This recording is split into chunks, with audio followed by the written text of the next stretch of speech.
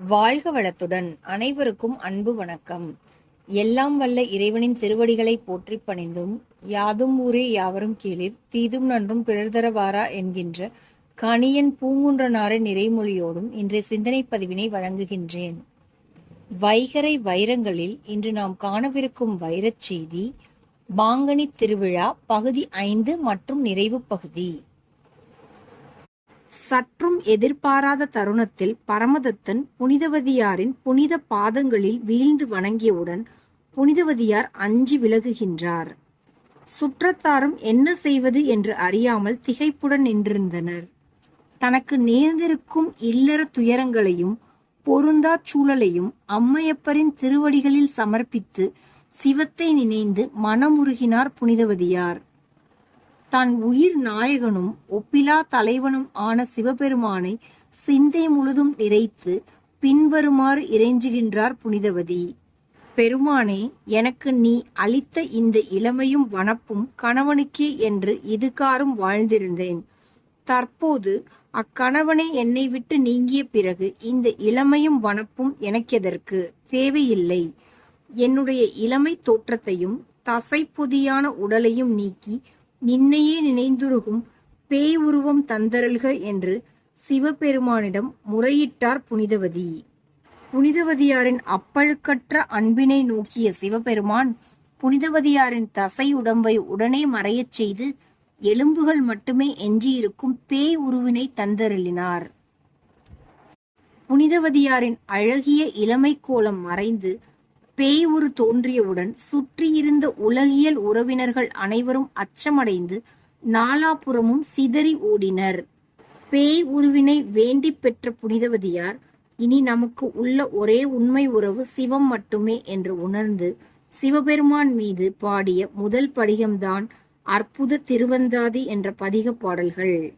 இதன் பிறகு கைலை மலை சென்று சிவத்தோடு சிவமாக கலந்துவிட வேண்டும் என்று விரும்பினார் புனிதவதியார். உடனே கைலையை நோக்கி பயணித்தார். கைலை மலையினை சென்றடைந்ததும் சிவபெருமான் வீற்றிருக்கும் புனிதமான இம்மலை மீது கால் பதித்து ஏறுவது கூடாது என்று எண்ணி தன் தலையால் கைலை மலை ஏறினார். இதுகாரும் எவருமே செய்திராத, இனியும் எவராலும் செய்ய இயலாத இந்த செயற்கரிய செயலை செய்தார் புனிதவதியார். கையிலையில் சிவபெருமானுடன் உடனுறையும் உமையம்மை புனிதவதியின் செயலைக் கண்டு வியந்து யார் இவர் என்று சிவபெருமானிடம் கேள்வி எழுப்பினார்.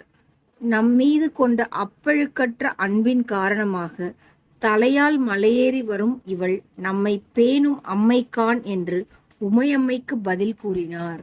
அனாதி சித்த முத்துரு ஆன சிவபெருமானுக்கு தாயும் இல்லை, தந்தையும் இல்லை.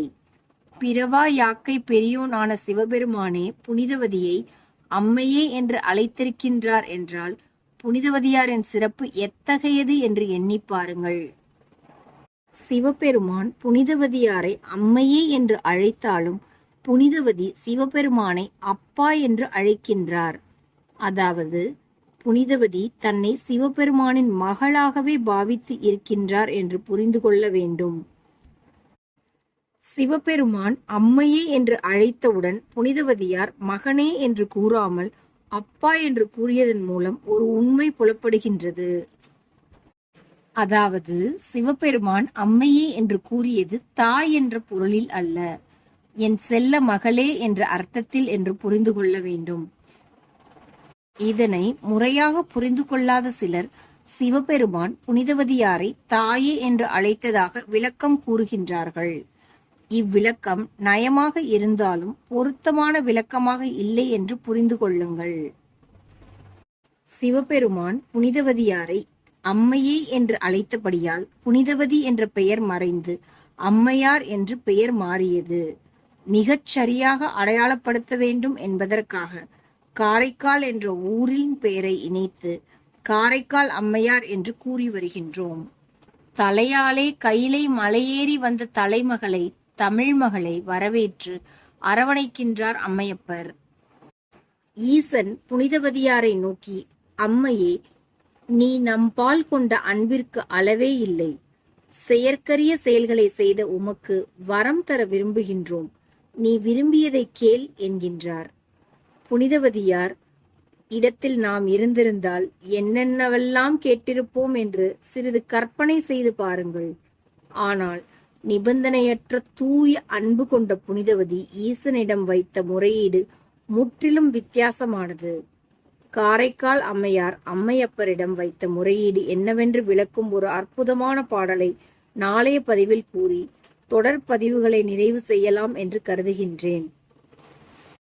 இதுகாறும் பகிரப்பட்ட செய்திகள் வாயிலாக காரைக்கால் அம்மையார் என்பவர் யார், மாங்கனி திருவிழா ஏன் கொண்டாடப்படுகின்றது போன்ற கேள்விகளுக்கு விடைகளை அறிந்திருப்பீர்கள் என்று கருதுகின்றேன். மாங்கனி திருவிழா நடைபெறும் நாளில் பக்த கோடிகள் அனைவரும் மாங்கனிகளை காரைக்கால் அம்மையார் சன்னதியில் வைத்து வழிபாடு செய்வார்கள். மேலும் காரைக்கால் அம்மையார் திருக்கோவில் தேர் வீதி உலா வரும் வேளையில் இல்லங்களில் இருந்து மாங்கனிகளை வீசி இறைப்பார்கள். பக்தர்கள் அக்கனிகளை சிவபெருமான் அருளுவதாக பாவித்து எடுத்துக்கொள்வார்கள். இவ்வாறு மாங்கனிகளை வீதியில் இறைத்து வழிபாடு செய்யும் பழக்கம் பின்னாளில் உருவானது என்று புரிந்து கொள்ளுங்கள். மாங்கனிகளை மாடியில் இருந்து இறைப்பதும் வீதியில் இருந்து மாம்பழங்களை பெற்றுக்கொள்வதும் ஒரு சடங்கு மட்டுமே. சடங்கு சம்பிரதாயங்கள் என்பன நம் திருப்திக்காக செய்யப்படுபவைகள்.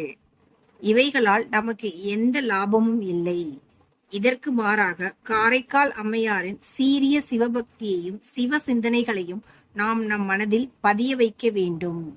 காரைக்கால் அம்மையாரின் முழு வாழ்க்கை வரலாற்றை அழகு தமிழில் படித்து இன்புற விரும்புபவர்கள் சேக்கிழார் பெருமான் எழுதிய பெரிய புராணச் செய்யுள்களை படித்து பயன்பெறலாம். 63 நாயன்மார்களில் ஒருவராக வைத்து போற்றி வணங்கப்படுகின்ற காரைக்கால் அம்மையாரின் திருவுருவ திருமேனியை ஆலயங்களில் காணலாம். 63 நாயன்மார்கள் திருவுருவ சிலைகளில் காரைக்கால் அம்மையார் திருவுருவச் சிலை மட்டும்தான் அமர்ந்த கோலத்தில் அமைக்கப்பட்டு இருக்கும். காரைக்கால் அம்மையார் வேண்டி பெற்ற பேய்வுரு என்பது கோர வடிவம் அல்ல, அது ஒரு அழகிய யோக வடிவம். இதை முறையாக புரிந்து கொள்ளாத கூட்டம் காரைக்கால் அம்மையார் திருவுருவ திருமேனியை எலும்புக்கூடு வடிவில் கோரமாக சித்தரித்து காட்டியிருப்பது அவர்களின் அறியாமையை காட்டுகின்றது. பெரும்பாலான ஆலயங்களில் காரைக்கால் அம்மையாரின் உருவ திருமேனி இவ்வாறுதான் அமைக்கப்பட்டு உள்ளது.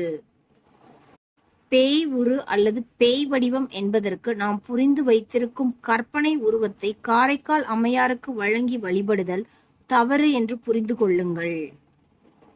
முன்னர் கூறியது போல காரைக்கால் அம்மையார் அம்மையப்பரிடம் என்ன முறையீடு வைத்தார் என்பதனை நாளைய பதிவில் விளக்கி கூறுகின்றேன் என்று கூறி தொடர் பதிவுகளை நிறைவு செய்கின்றேன். அறிவியல் அறிஞர்களை குழந்தைகளுக்கு அறிமுகப்படுத்தும் நம் மரபில் தோன்றிய மெய்ஞானிகளை அறிமுகப்படுத்துவது இல்லை. எனவே இனிவரும் காலங்களிலாவது நம்முடைய மெய்ஞானிகளின் வாழ்க்கை வரலாற்றை குழந்தைகளுக்கு அறிந்து கொள்ளச் செய்யுங்கள். வெறுமனே கதைகள் மட்டும் கூறிவிட்டு கருப்பொருளை கூற மறந்துவிடாதீர்கள் என்று கேட்டுக்கொள்கின்றேன்.